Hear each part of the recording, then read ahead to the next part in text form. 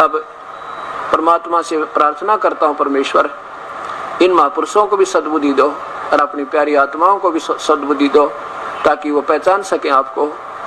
और ये अगर महात्मा होंगे, संत होंगे तो ये अपनी हार स्वीकार करेंगे, करनी चाहिए। संत के हार जीत नहीं होती। कहते हैं हार चले सो संत है, लाग मरे सो नीच। जो संत होता है वो सच्चाई को मान लेता है, और सच्चाई सामने हो फिर भी नहीं मानता तो फिर उसको ये लिखा ही है तीनों गुणों के उपासक राक्षस स्वभाव के, वो तो उपद्रव किया करें, फिर वो मानना ना करते।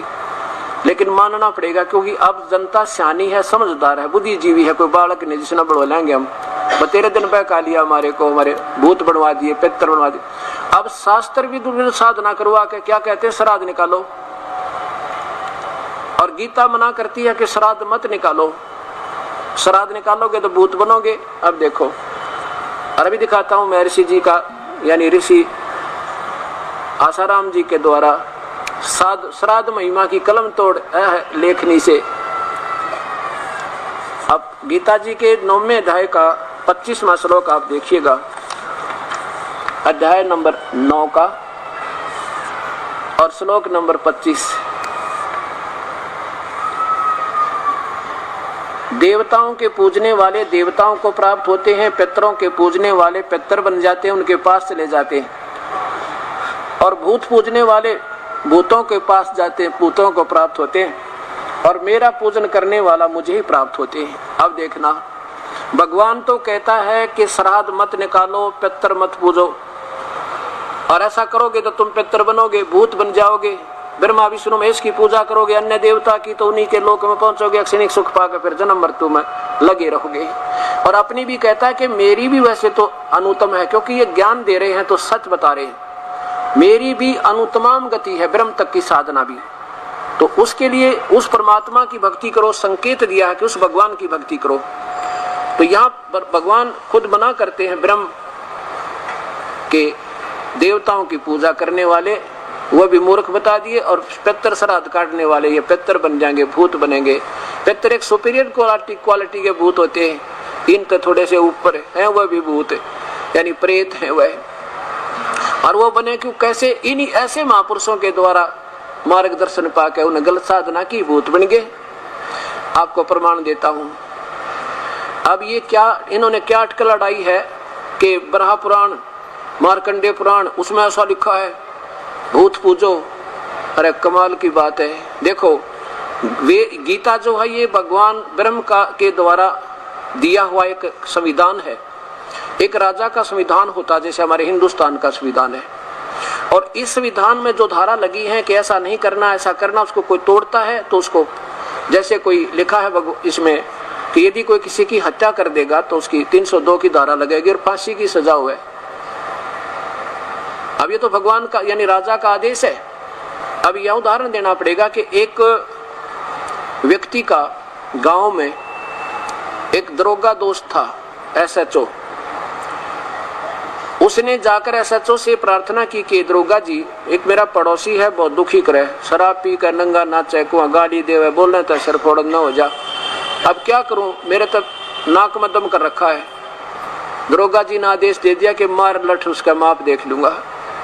अब दरोगा उसने जाते उसकी ऑर्डर मान के उस दरोगा का और उस अपने पड़ोसी के लठ दे मारा, लठ मारते मर गया, मृत्यु होगी। वही दरोगा उसको हथकड़ी लगा के लाया और कैद में डाल दिया, फांसी की सजा होगी उसे। SHO के आदेश मानते, उसके आदेश से संविधान का भंग हो गया। इसने तो कह दिया मार लठ, कह दिया, किसने आदेश किसका था, SHO का। और राजा का प्रधानमंत्री का आदेश है कि जब किसी का मार देगा, जब वो मर गया 302 की सजा, फांसी होगी। तो उसने अपने जिसका वो पूज्य मान रहा था उसका आदेश मान के और वह गलती कर दी, संविधान तोड़ दिया। तो उस थानेदार ने कोई डाल नहीं उड़ाई, कोई बचाव नहीं कर सका, स्वयं पकड़ के लाना पड़ा, उसने अंदर ठोक दिया। इसी प्रकार हमने केवल चारों वेद, पवित्र चारों वेद और उनका सार पवित्र गीता जी, वही ब्रह्म द्वारा चारों वेद बोले गए, ब्रह्म द्वारा गीता बोलेगी श्री कृष्ण में प्रवेश करके। अब हमने गीता जी का संविधान मानना है, यानी वेदों का के आदेश मानना, ये प्रभु का आदेश है। और ऋषियों का या किसी देव का वो अपना आदेश है, उसको उससे अगर कानून भंग होता है तो वो हमने नहीं करना है, करेंगे तो उसकी सजा पाएंगे। और यही हो रहा है। अब देखिएगा, एक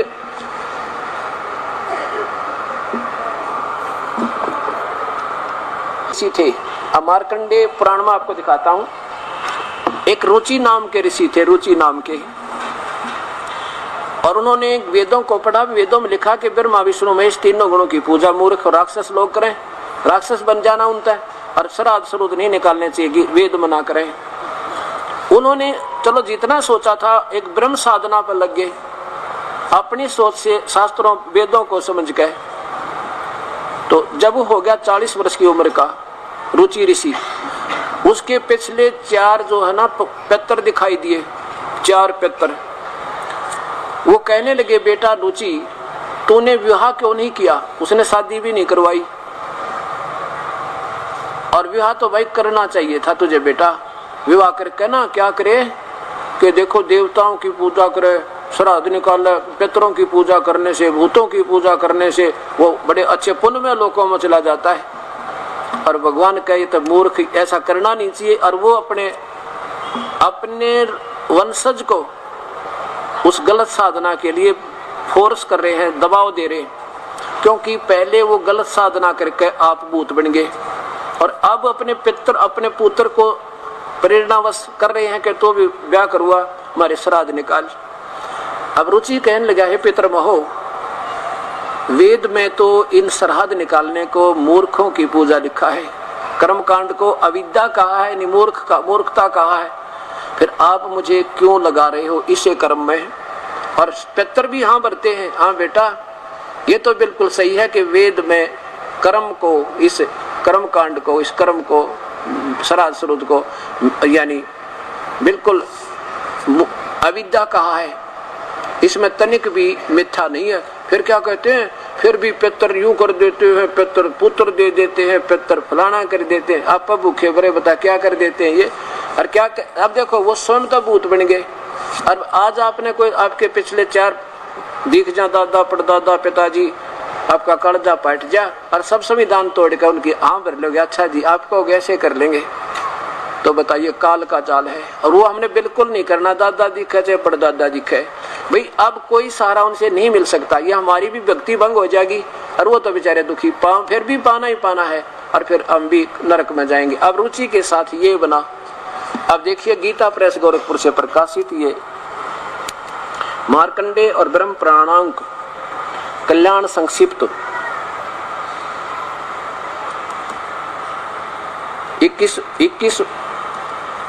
21वें वर्ष का विशेषांक कल्याण कार्यालय गीता प्रेस गोरखपुर से प्रकाशित है। इसमें 237 पृष्ठ पे क्या लिखा है कि एक रुचि नाम का ऋषि, अब हिंट दिखाऊंगा, बाद में पढ़ सकते हो, इसको मद्देनजर रखिए, फिर आपको 1 मिनट में समझ आ जाएगी। अगर आप इसको सारा पढ़ोगे तो पिछला पढ़ते हो तो अगला भूल लेते हो। अब संत ही इसका निष्कर्ष निकाल कर दिया करते हैं।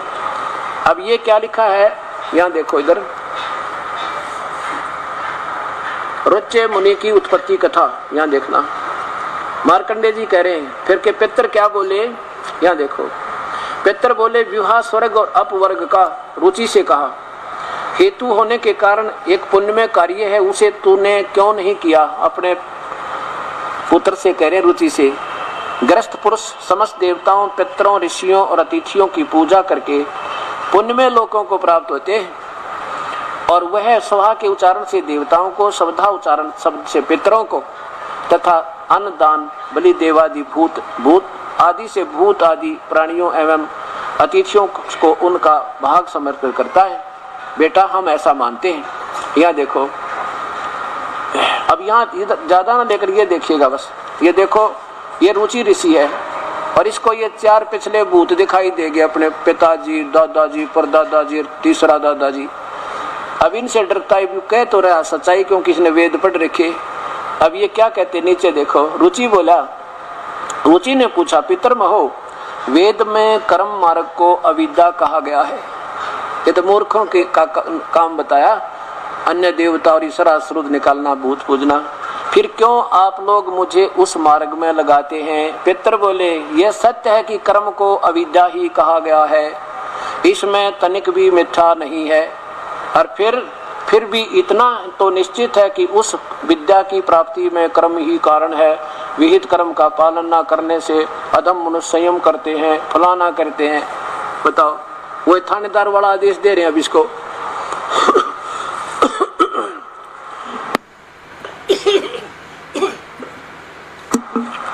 अब ये जो जितने भी पुराणों में आदेश है ना, ये तो उस असत्य वाला आदेश समझना। और ऐसा करने से हमें फांसी गलेगी, जो इस गीता जी के विरुद्ध जो कर रहा है, नो डाउट। अब ये तो सिद्ध हो गया आपको। अब देखो,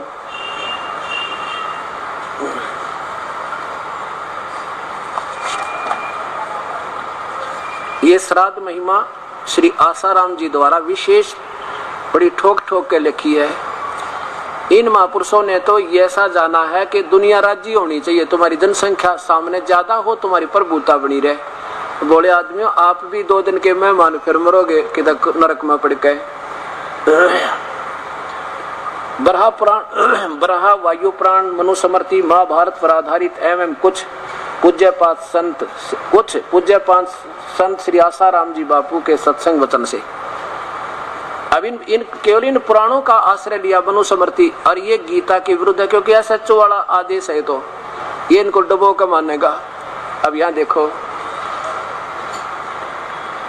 कल्याणकारक श्राद्ध, हे परमात्मा। लेकिन महापुरुषों की सोच कितनी, परम पूज्यपाद संत श्री आसाराम जी बापू इसी पुस्तक से बीच से आ रहे हैं, ये समझो। अब देखो, इसमें 4 नंबर प्रश्न पर देखना,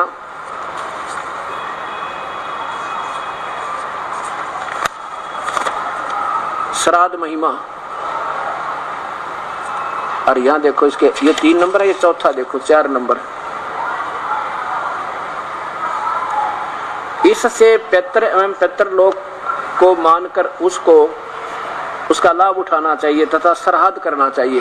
भगवान श्री रामचंद्र जी ने भी श्राद्ध करते थे, वो कर दिया काम। अब भगवान श्री रामचंद्र जी तो 12 वर्ष युद्ध करया करते।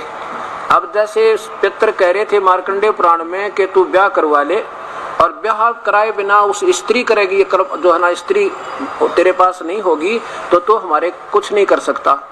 और भगवान श्री राम की पत्नी या माता सीता जी का अपहरण 2 वर्ष के बाद वनवास से हो गया था, और 12 वर्ष तक तो युद्ध किया था। उसने किस टाइम श्राद्ध निकाला, मरने यानी फुर्सत श्वास लेने की भी नहीं रही भगवान ने, किस टाइम श्राद्ध निकाले उन्होंने। इन्होंने ये अटकल रखी है। अब जैसे भगवान श्री कृष्ण का पूरा परिवार विनाश हो गया था, और श्री कृष्ण जी भी विनाश हो गए थे, उनको भी पैर में तीर लग कर उनकी मृत्यु हो गई थी। भाई फिर भगवान श्री कृष्ण का यादों का श्राद्ध किसने निकाला? ये संत जी गए होंगे मेरे ख्याल, उनका श्राद्ध निकालन फिर बाद में कमाल करते। फिर कृष्ण जी तक गया नरक में, तो भूखा मरेगा, और उनके सारे पितर भी भूखे मर रहे होंगे अभी तक, कौन से वाले बेचारों को। अब देखो, नाराज ना होना, दास की मजबूरी होगी सच्चाई कहने की। रोता हुआ कह रहा हूं मैं इनके प्रति, ताकि इनकी आंख खुला कुछ सोचा अपने ऊपर, मजबूर हो ये समाज को सतमार्ग बताने का। ये स्वीकार सतमार्ग तो इनके पास हो ही नहीं सकता जब आप रिजेक्टेड है, तो गीता में जब शास्त्र के विरुद्ध कर रहे हैं। तो अब इनको ये कहना चाहिए भी ठीक है, हमारे से जो बनी सो बनी, क्योंकि ये भी प्यारी आत्मा थी। इनका जीवन चरित्र देखा मैंने मोटा मोटा सा, कि 5-6 वर्ष की उम्र से इसका काफी 4-5 पढ़े थे, उसके बाद इनकी शिक्षा भी नहीं है, ऐसा लिखा है। उसके बाद ये फिर पता नहीं कहाँ कहाँ गए बेचारे, भटकते भटकते एक फिर लीलासा नाम के संत मिल गए, उन्होंने जैसे इनको साधना दे दी, उस पर लग गए। फिर हठ योग किया, कि तो गुफाओं में पहुंच गए, कहीं जंगलों में गए। अब ये थी तो प्यारी आत्मा रावण की तरह, अब उनको रास्ता ठीक ना मिला तो इनका भी दोष कती नहीं। अब ये इसलिए अब दोषी हो जाएंगे जो इस ज्ञान को सुनकर भी नहीं मानेंगे, फिर इनको दोष लगेगा। और अब जो अपने आप को दोष मुक्त करना चाहते हैं सभी संत, तो अपने कह दे भाई देखो हमारा उद्देश्य तो ठीक था, पर हमने नहीं पता था, क्या करें हम। अब कोई किसी का ये भी बिल्कुल दोष नहीं अभी तक, अब ये हो सकते हैं अपने दोष मुक्त, और कहें उसके वे जाके इस दास के पास अपना कल्याण करवा ले। पूरे ब्रह्मांड को एक संत बहुत है जो सत उपदेश देने वाला। कबीर साहब कहते हैं, सिद्ध तारा पिंड आपना और साधु तारा खंड, सो तो सतगुरु जानिए जो तारे देव ब्रह्मांड। पूरे विश्व को एक ही संत होता बहुत नाम देने का। क्योंकि नाम देना अपनी, जब ये विश्वास हो जाएगा मार्ग सही है और दूसरा रास्ता नहीं है, तो कोई भी नियम भंग नहीं हो, कोई नियम भंग नहीं हो, एक नाम लेगा डेट का भजन करे, इसी से बेड़ा पार हो जाएगा। तो अब इन महापुरुषों को चाहिए कि ये अपना स्वीकृति दें।